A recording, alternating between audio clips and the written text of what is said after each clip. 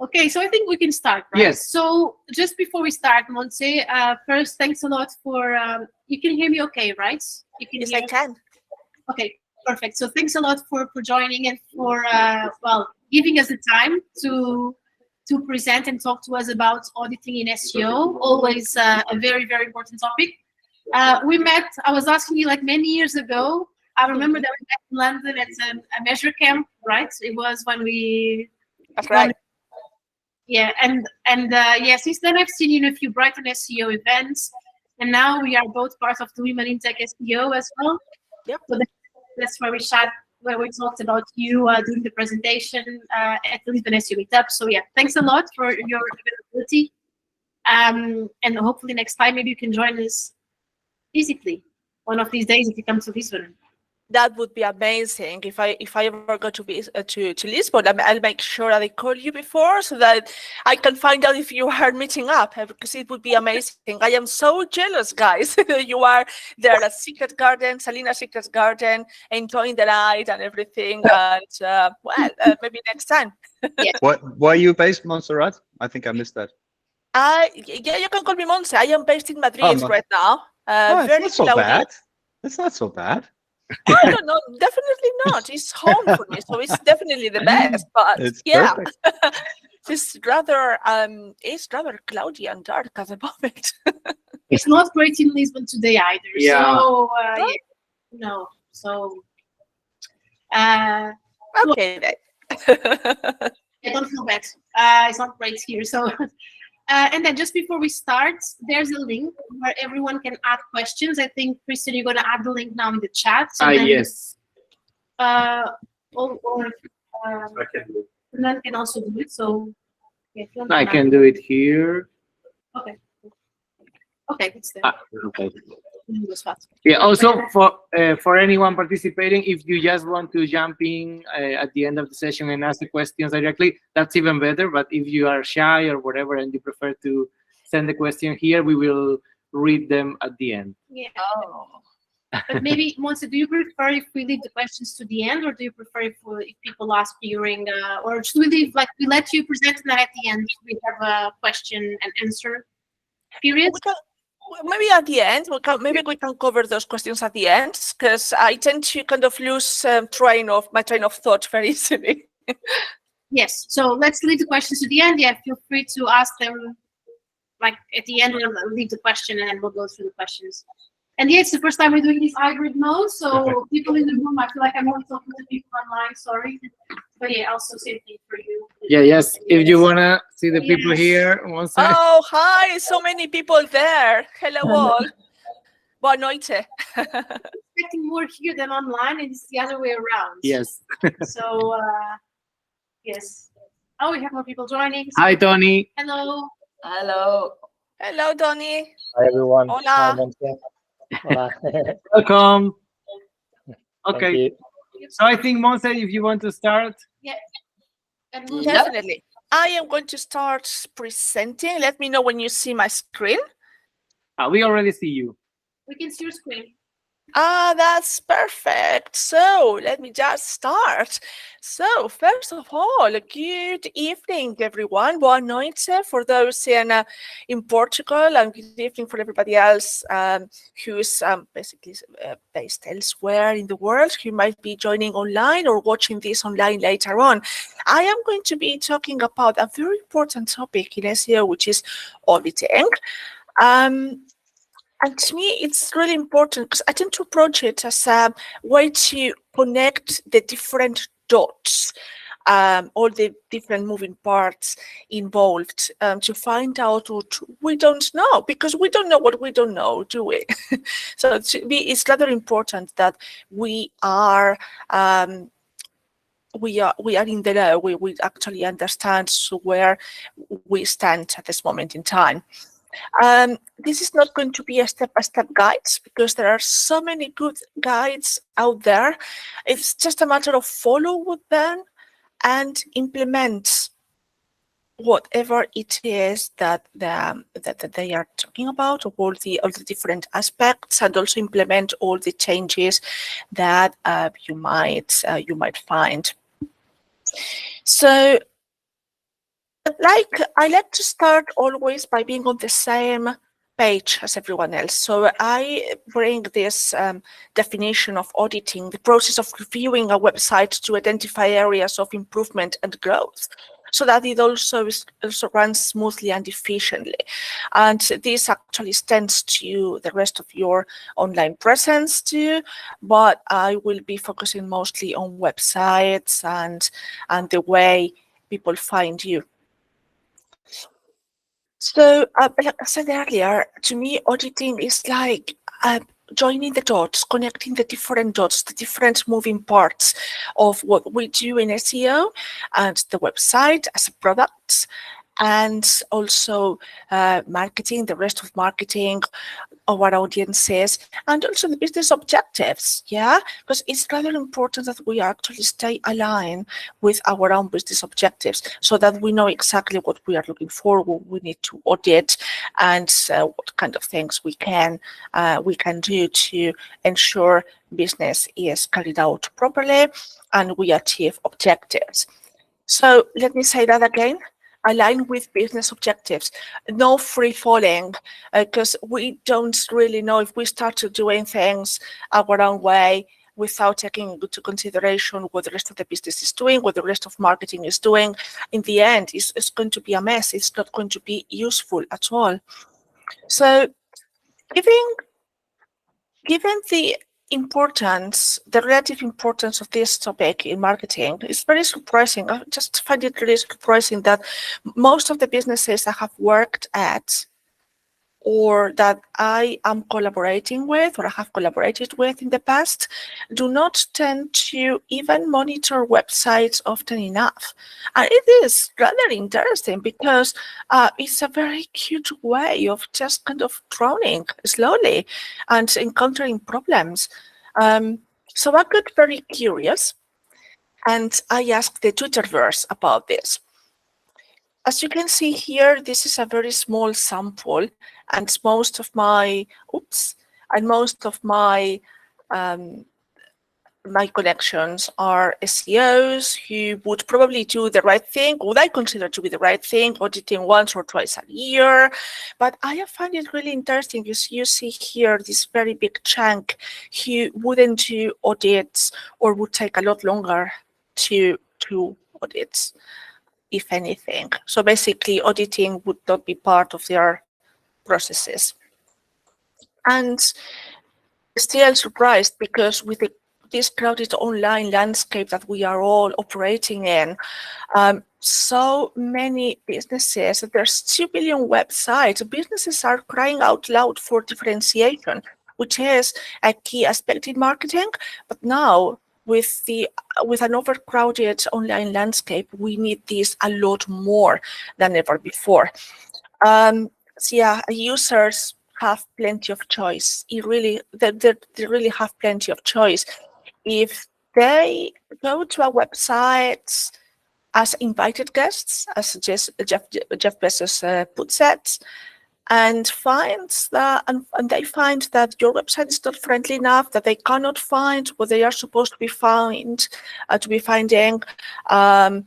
they can't buy from you, they will just go elsewhere. We need to make sure that their user experience, that their customer experience is pristine from the moment they find your website on the SERPs, for example, to the very moment they decide to leave the website, having left their data or their money, they have bought something. Yeah. And also their behavior does change as well over time. They start rankings for an e-commerce websites in Spain and in France. And as you can see, there's no sign of anybody looking for or ranking for a buy U-Box or things like that, or U-Box online, or where do I find this and that. They just don't bother doing that. They have become so internet savvy or technology savvy and so much used to the internet. They just look for Xiaomi 11T Pro 12 RAM, which is a very long tail query and also kind of complicated one too. Just don't bother saying Xiaomi just go for the right thing. Didn't used to happen before. It's happening. It's been happening. It's been happening recently. I can assure you this doesn't happen in less digitalized countries or markets. So this is something to take into account. In terms of accessibility, Billie Gina did this test on Twitter a couple of weeks ago, and I appreciate Twitter is not your e-commerce website or your lead generation website, but still is a platform, an online platform. And she found out using emojis, just for the sake of argument, is not exactly very accessible, right? It's not very usable. It provides with very strange readings when using assistive technology. So I looked for some possible reasons, and one of them might be, oddly enough, our mindset, our own problem-solving mindset. We are just used to solving problems, and it's fair enough, because this is what we need to do. Solve problems. We are here to solve problems as well. But I would have thought that we are also used to prevent them. And this is when I got reminded of, thank you, Adam, of the preventable problem paradox, where we tend to solve problems because we get more excited about it. We find it a lot more fascinating, more fascinating than preventing them, than putting in all the processes that we need to prevent those problems from happening again. Yeah, maybe it's less visible, or maybe we don't have the tools. We'll be touching upon this later on, but it's very, very interesting. And I am not saying that any organization, as it says here, will actually do this on purpose. They do incentivize problem creation all the time. I don't believe that they do all the time, but it's more like they don't pay enough attention to preventing those problems. They just prefer getting to the bridge, cross the bridge when we come to it. And this problem-solving mentality, quickly moving from that into problem-avoiding mentality. We tend to think that perhaps just human nature to think that perhaps problems do not happen or will not happen or may not happen or something. But sometimes we just have to think that they will happen. Maybe there's just a lack of resources. I mentioned earlier, sometimes organizations are not used to doing website audits. Maybe they don't have a very big SEO team. They cannot pay for consultants either.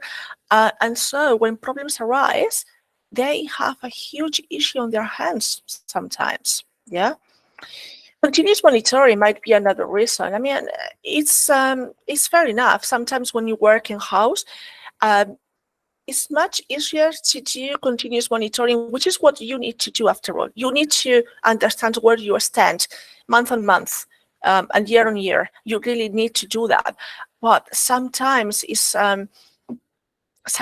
best to actually look into things a bit more closely, which we might actually find a little daunting too. Daunting because, let's be honest, when we audit a website, a full website, let's take, just for the sake of argument, we have technical, we have performance, we have content, and these three very big areas, really big areas. We look at indexability, mobile friendliness, usability, accessibility, how often content is accessed, is content providing with very good ROI, is content being read by users, etc., etc. So many things to consider. One might think, oh, wow, this is too much. This is just too much. I will give some tips later on to solve this daunting feeling. The benefits of them are actually quite big, because you can be more strategic in the sense that if you know what you've got, where you stand, you can plan the next movement, the next step, anything that you might need to do.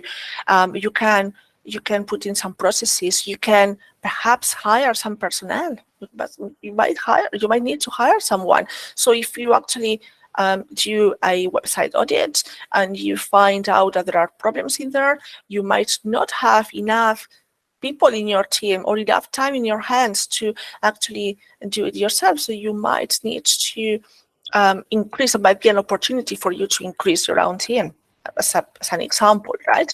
You can also remain competitive because so many websites. Remember, 26 million e-commerce websites right now. It's just huge. The differentiation is key, and you have to remain competitive. And right now, it's really wild out there. It's really complicated. And achieve objectives as well, marketing objectives, SEO objectives. You can understand as well visibility and perception, how your brand is being perceived, because there's plenty of changes in users' behavior. So users are not behaving the same right now as they did in 2020, and nor as they did before 2020. So this is a prime example of that. So how do you think this brand, Amico, is being perceived? Would you click on this willingly? Yeah, think about it. Will actually help you internally too, because the data that you can provide other teams for an international expansion or market research, or just for the low-hanging fruit for businesses, can be invaluable. Let's think about this. You can be proactive as well and tackle any issues right on. You can think about what to do. You can prepare for any recession, any tough times, economic tough times, just in case they actually do come. And it looks like they may, so you may as well prepare right now, not later. Because if you prepare for those things later, then you might be at a disadvantage. Also, algo updates. Algo updates is just updates in their systems. This is they are necessary for search engines to function, but as well, they might have an adverse effect. They might not, but they very well might. So why not preparing for any of them? Just kind of future-proof your website somehow. And of course, going international is a very big thing in marketing these days. Just think about the amount of customers that are very, very happy to shop cross borders. So yeah, don't leave money on the table. Let's do it. Let's do audits. Because the cost of neglecting them is actually quite high if you think about it. You can have cyber attacks, you can have lost opportunities. Just remember this, the other example. I'm going to go back into it a little bit. How do you think this brand is being perceived? I mean, it's just amazing. I come across, I can't remember what I was searching for, but I came across Amico set-top box. I have no idea what this is. I can only guess based on the context, perhaps, but that's about it. This is not showing Amico in a very good light. Fast forward, you can lose opportunities with that. You can do reputational damage. Yeah, just think about all this influx of porn backlinks on your websites, and obviously competitors can take advantage, because if you don't take up position number one for your own terms, other brands will do, definitely will. So this is a good example, actually. So Marine Le Pen's websites, which she used in 2017 when she tried to win the French election, which she eventually lost to Emmanuel Macron. What happened here is that she did have a very cute website full of good SEO value. However, because their marketing team, her marketing team, didn't look into one of the very first things that you should look into when you do a website audit, which is domain expiration date.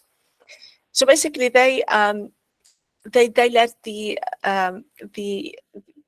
domain expire, and so an affiliate marketer snatched it, and that they used it to their own advantage. But they later on tried to kind of recover it and to redirect all that traffic to the new website. I can remember Marie Le Pen's new website, but that's an entirely different story. This is a lost opportunity. So when should I do it? When should you do it? I always recommend doing it at least twice a year. Every quarter would be amazing. It also depends on the size of the business, I guess. But the more often you do, the often that you do it, the better. The better, because you can act promptly on everything that you can find, and you get to know your website a bit better and your users, how your users interact with your online assets, and the main website, the main online asset is your website. Just think about it. But there are some situations where you definitely have to do a website audit. So, for example, preparing for a website migration, which has kind of hidden here. This is a prime example for that. So once you have decided, you have thought through the whole situation very well, and you have decided that you definitely need a website migration, you definitely need to do a website audit. I think this is the first step. You need to understand where you are. Obviously, when you do some competitor analysis, when you are planning for the year ahead, when your brand is rebranding or relaunching, or I don't know, there's perhaps an international expansion exercise. Yeah, there are a few situations where you can't really escape without doing a website audit. Yeah. And of course, it doesn't replace continuous monitoring. That's for sure. And some people will actually tell you. So there are a few things that are definitely not in our hands. They kind of slip away from them. And some of them are organizational changes. So you are working happily every day, and suddenly the business gets sold, and everything gets put on hold. It's not something that you can do anything about. You just kind of live with it. Any political loops as well, and well, this is one of the reasons why external workers or consultants get brought in. Any work that was previously done, or they are doing while you are auditing, which can be rather annoying because you have to re-audit and you review several times, or they just don't follow our advice. When we are undertaking this kind of project, we need to find a way to get everybody involved and persuaded that they need to take our advice and implement hreflang correctly, or any content changes or anything that we find that we need to implement or fix or create, yeah, so that we can grow as well. Any algo updates that might have an adverse effects, or any emergencies, for example. Yeah, I'm sure there are other situations, but these are the ones that I have most commonly come across during my career. Sometimes what happens is that if they don't follow your advice as a consultant or as a person, as an in-house marketer, issues do happen all the time. But then you are not responsible for them because you have been prevented from implementing anything. Then it might mean that they will come across those problems, and then this is where, as a consultant, you might actually win more work, or when in-house, when working in-house, you might actually win more trust. You can say, well, I told you so, and then you instantly get more credibility. Some tips for solving this daunting feeling I was talking about earlier. Focus on what you can do. only on what you can do. There are things that escape your own hands, as I have mentioned earlier, but just focus on what you can do. You can't do anything else about any of those things I mentioned, algo updates or things like that. So what you can do is take a strategic approach, align actions and business objectives, and don't do anything which is not going to affect your bottom line and your business objectives in a positive way. Identify and fix issues and growth areas.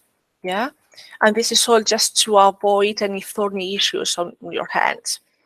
So you can create a project plan as well. This is a prime example where you definitely need to do your project management skills.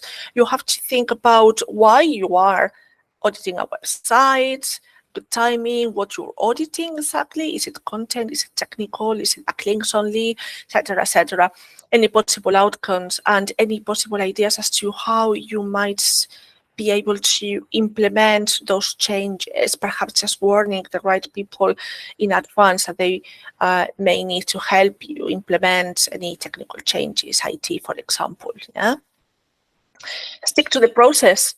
Just think about the process that you need to follow and stick to it. Do not come out of it, because I have often found that people do get distracted, and there are so many distractions in our everyday work. And I'm not talking about Twitter or Netflix or anything. I'm just talking about anything that it is not in our hands, it's not under our own control, or maybe just people disrupting and saying what exactly it is that you are doing. And maybe they shouldn't be asking you that. Just stick to the process, and that's it. Yeah. Document absolutely everything that you do, what you are doing it, timing, any issues that you might come across, etc., so that you can actually refer back to those papers, to those documents, and you can say, well, I am doing this because that. You know, it's just transparency for your own team, and also for other people who might need to, you might need to report into, or who might actually come up and say, well, what are you doing? Why you are doing this? I said earlier, take a strategic approach, and for that, you take into account your audience and what your audience or your website is about. Yeah, so you don't implement certain aspects which are appropriate to an e-commerce website. If you are handling a I don't know, perhaps a lead generation website, for example. Yeah, use templates to present recommendations, to communicate with developers, to present your findings to your internal customers. Yes, this actually is going to be very useful for you, because think about every single time you have to do this. If you had to design your templates, design your documentation, then you would lose so much time. It's not effective at all. So use templates. Because again, we don't know what we don't know, but we need to find out, right? So this is me. And I, any questions that you might have? Otherwise, obrigado for inviting me to be here, and thank you very much.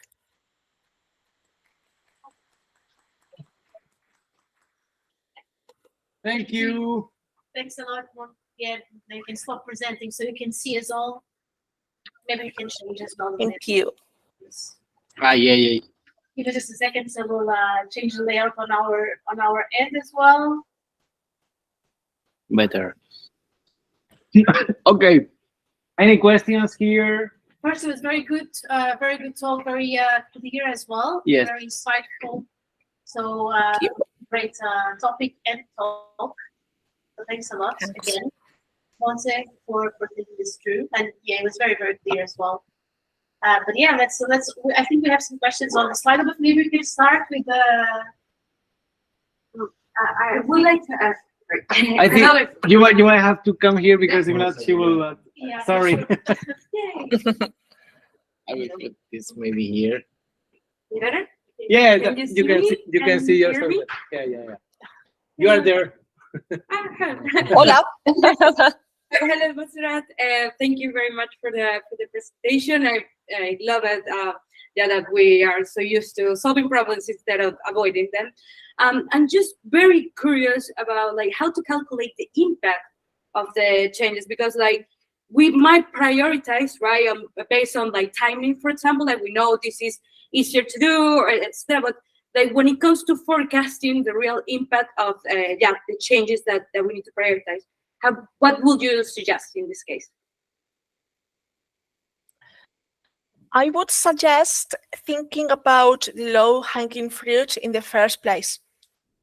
Why? Because that's easier. That's easier for you to perhaps implement or change or fix or do, whatever that might be. And then the impact might actually be immediately visible. Yeah. So it's a high impact, but low effort, basically. That's what I would find out in the first place. So obviously there are huge problems, like the website is not indexed. I would look into the robot text, and I have found out many websites that are not indexed. I didn't even have to do any audit nor anything. I just went into their robot text, their source, and I would find out it was no index, no follow. So that's something that you need to do, like implement like right now. And that is, I don't know, sometimes what I have found out is that the different CMS do not allow for certain changes that might be so easy to implement or might look so easy to implement. But you have to, for those very big changes like this one, for example, you have to really, really push for that and then move on to something else. Thank you very much. Thank you, Montse. I don't know if you have any follow-up or if it was clear. I mean, it's just that I get shy because I don't like to. That's okay. That's back to everybody. So, well, you definitely get a point when it comes to no index. I think that's very critical. Now, one thing I experienced in my consultant career is basically like how we had low-hanging fruit. Let's say, for example, I don't know, we need to update meta titles, or we need to like fix a titling structure, you know. But when it comes to real like impact or like there's something that will make a change, let's say in the shortcoming, those kind of things really don't make much, and it takes a lot of time. So like I don't know, for example, at the end, my thing is like when it comes to prioritizing efforts, or maybe some tips that you will give me, that what do you consider that low-hanging fruit that is high valuable impact? So for example, like the no index, that's the first thing that I would say to check, you know. So yeah, is there any other area, for example, that you consider highly valuable, and even though like things might be easier to solve, but it might not be worth it compared to other areas, like I don't know, the page speeds, for example? I would need to check on every single case, because one size doesn't fit all. Definitely doesn't. So the aspects that I tend to look into in the very first place are very technical, and they are not even SEO, they are not even marketing. They are more to do with security and website stability. And why? Because if there are any issues that prevent content from being shown properly, then we need to solve them first. And they tend to be security issues, perhaps, or anything that it goes beyond SEO but affects the stability of the site. Those are the things that I tend to look into in the first place. I have recently had this case where it should be so easy to implement certain things. In my experience, it has been very easy to implement certain things on that side. Yeah, like I don't know, ready to the DOM perhaps, or anything. But because the development team was not available or not very responsive, it was necessary for us to push through all this kind of work, and then move on to something else that we wouldn't even look into until later. So things like, for example, not even hreflang. hreflang was one of those changes that we needed to push to the development team, and they wouldn't even look into that. I don't think they have already. But it was what did we? Yeah, a simple on-page changes that we needed to do. Schema, things that are schema that normally in my book are normally medium to low priority, but because they could, I mean, the team could actually implement them easily, then we looked into all those changes in the first place, while the development team took their time to look into the requests that they had and thought about how to implement things. Thank you very much. Team, I don't know if there's any more. Should we ask one online, or should we? Anyone else has a question here? I have one specific question. Feel free to come. Yes. Hello, Montserrat. So, Hello. I have a kind of specific question regarding the technical stuff. So, like half a year ago, maybe more, Google rolled up a small update that concerned the shortening of some titles in the pages. What? Sorry, say again? That it shows shorter titles on the pages, and it shows it's in like H1 subheadings instead of titles, and in some cases that I had like random phrases from the content, not even in subheadings, that are shown instead of the titles. And in my case, I thought my titles were okay before that. And if anyone knows, maybe you specifically, how can someone fix this kind of problem besides rewriting titles every time? Well, rewriting titles is something that you just have to live with, and sometimes, or at least I haven't found myself a solution to this problem, because what I have found out sometimes is that some titles were page titles. This is were well written, but they were not. I mean, the result was not that bad. So you have to evaluate whether the result of that is actually bad, or is actually damaging you. In some cases, what I did was just trying to forget about it, really, because it was not damaging at all. I see. Well, in my case, unfortunately, it was. Yeah, it was, because it lowered my CTR like tremendously.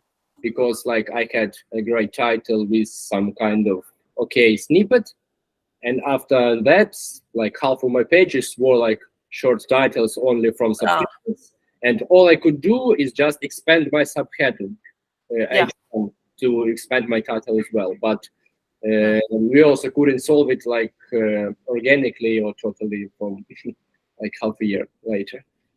Doesn't that change over time though? Because sometimes with the when your pages get crawled again, they might be able to pick up the right title.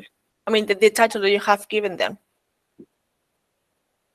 Okay, maybe we figure out in the network later.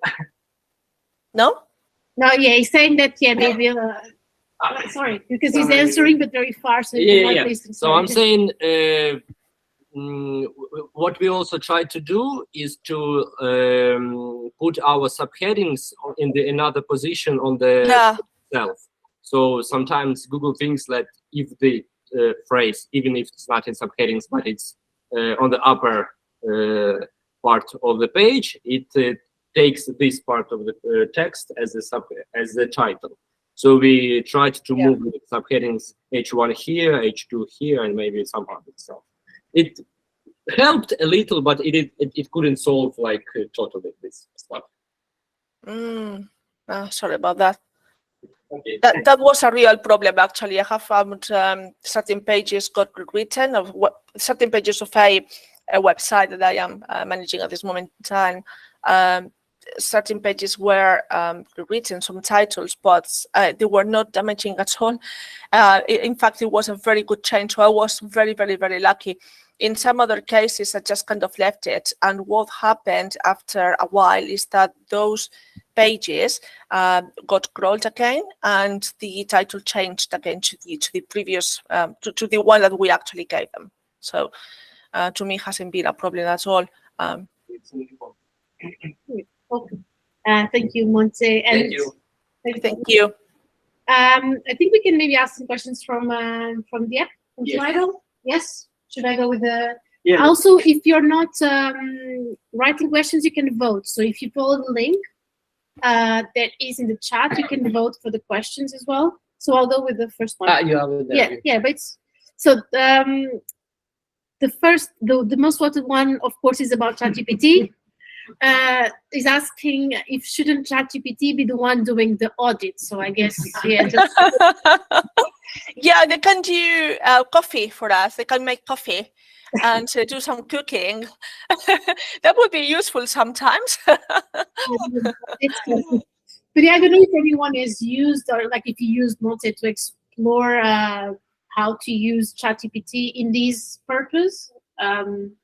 There are a few plugins already for SEO and ChatGPT. Sorry, you can see here. Sorry. Okay, there are already some plugins for ChatGPT and Yeah. One thing I noticed is that it's not like helpful in terms of data because it really doesn't connect to anything. But me, it has been helpful when it comes to content ideas. Also, like providing like other type of queries. Sometimes you're challenged to find some type of synonyms or any other how can I say, like related topics to a main query. So yeah, I've been found it helpful. But I think that people just put too much pressure into a product that just was released and they expect it to be perfect. I think we just expect something to do the work for us, just to save us from a situation where perhaps we are out of ideas or we are too stressed to think this through, or maybe we just have very little time. But I think we need to be able to learn to use these tools properly. Yeah, and I have used AI for, I don't know, content ideas, for example. And I have to tell you that all those content ideas looked amazing, but when I thought them through properly, I didn't even use any of them. So exactly, that's the thing when you look at it. And I mean, sometimes they're useful, of course, but sometimes you need to look into the details and see if it's actually helpful. yeah. Okay, so one more question. Is that okay, Montse? If we okay. The next one from Slido is, how important is an audit for a small business? Oh, rather important, because what happens with enterprises is that they can get away with things small businesses can't. It's as simple as that. I mean, you will often see banks or very big companies, wasting money on, I don't know, senseless TV adverts that are more like branded, corporate, no use to them, no real use to them from a transactional perspective. But they can't do it because they have those resources, whether a small business cannot do exactly the same thing. Yeah, and it's the same with website audits. They need to understand what their niche is, how their users are interacting with them, and every single business can actually or needs to do it. But when it comes to small businesses, it's important for them to strategize. Yeah, because they can definitely get away with most of the stuff that other people do. Yeah, definitely, I agree, and that they don't have like as well the brands factor as well, so they need, to make sure they do the audits. Then one other question that we have is about tools. About tools, yes. How many tools do you need to monitor everything? I haven't got a definite answer to that. I use a lot. I have used AI as well, AI tools, because I really wanted to find out whether I could use certain bits and pieces of that. I found out it's not the case. I was just curious, or maybe it was the prompt was not the right one. But I have normally used Sidebulb and Screaming Frog, then SEMrush. So Sidebulb and Screaming Frog for crawling, and then tools like SEMrush to do keyword analysis, semantic study, and also the gap analysis. That's the very important thing to do. I have used also Ahrefs. So many. I mean, as a consultant, I tend to use what my clients do have as well. I have used Systrix too. So many. Sometimes good Excel as well, and PowerPoint presentations are they are tools too. It's just that they are maybe not as fancy as ChatGPT or anything. But when I was talking about templates earlier, I was specifically thinking about templates in PowerPoints or in even Word or Excel, because those are the tools that is where you are actually going to present your data. And also Looker, the old Google Data Studio as well. You need to consider that for any reporting that you might need to use as well, or to present some data, supporting data to your customers. So it's a variety. So I tend to use anything. The one tool I have used recently that I liked a lot is Analytics Edge for Excel, because it saves me a lot of time on VLOOKUPs. And there's this question is another point that you touched as well briefly, Montse, that I think is very important, especially for freelancers, about the cost, because you mentioned a lot of tools. So isn't that a huge cost for a business to have? What's your experience with that, or if anyone else wants to as well share? You can't escape paying for tools, and that's about it. I mean, when I first became a freelancer consultant full-time, I was really scared about having to pay for this and that, but then I found out that without them I wouldn't have been able to do my job. So they have paid for that big time. If you are in a business working in-house, then the situation is slightly different, because you can make a business case.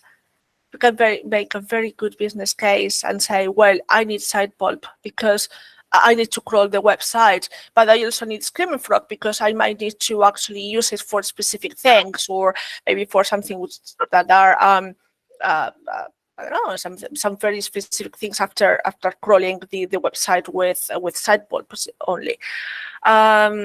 But you might need perhaps Ahrefs or SEMrush for specific things, and you can actually make this business case to them.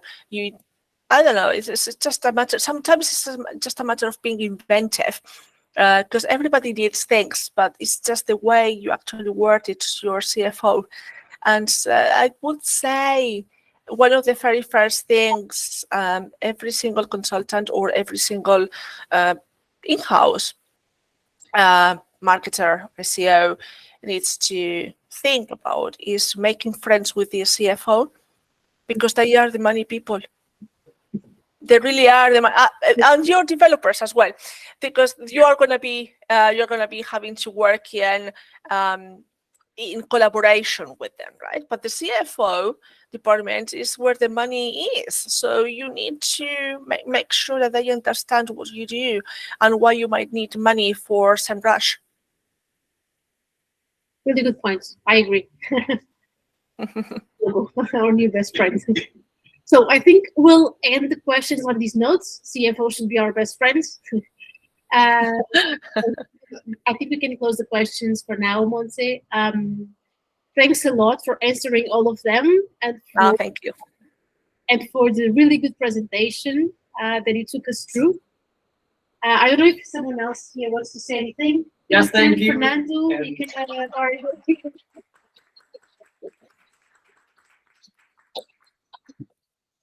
yeah, because we only see the old clapping there on the screen. So I don't think I'm so happy. I don't know if you know this, but on this side we couldn't hear the clapping. I think Google optimized it and cut the sound off. It thought it was noise. I think so. I added the effect here. Oh no, thank you so much. It's been a pleasure. Glad it was useful. But obviously, if you have any other questions, you know where to find me on LinkedIn, Twitter, and I met also Mastodon. Now I can say it here because apparently if you say it on Twitter, they actually ban you. But I am there too. So if you have any other questions, just please let me know. I'm happy to answer. Thanks a lot. Thank you so much. And thanks again for the availability. All right. Thanks again for being available to talk to us. And no. Thank you very much for inviting me over. I mean, it's been a pleasure. It's always good to be amongst SEOs. Agree. And international as well. Thank you. We will now continue the conversation here. For those of you that cannot join, it's a shame you are not here, especially you, Montse. It would have been great to have you here now for a drink. But yes, have a great evening to all of you online. And thanks for joining us. Thank you. Thank you. Thank you all. Thank Bye. you. Bye. Have a great evening. Bye. Thank you. Bye bye.